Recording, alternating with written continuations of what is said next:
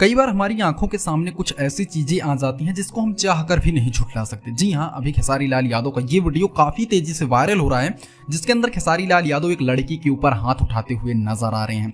इस वीडियो में आप साफ तरीके से खेसारी लाल यादव को पहचान सकते हैं, तो इसमें तो ये कोई सवाल ही नहीं उठता कि ये व्यक्ति कोई दूसरा है। और इस बात को मैं 100% तरीके से कंफर्म करता हूं कि इस वीडियो में दिखाने देने वाला शख्स अपने खेसारी भैया ही हैं। और ये वीडियो एक बार फिर से इंस्टाग्राम पर काफी तेजी से वायरल हो रहा है, जिसके अंदर खेसारी के जो हेटर्स हैं वो लोग लिख रहे हैं कि देख लो अपने खेसारी को, बुला बुला, मतलब उनको बहुत उल्टा सीधा बोल रहे हैं। तो मुझे लगा कि इसकी पूरी सच्चाई एक बार फिर से लोगों के सामने लानी चाहिए।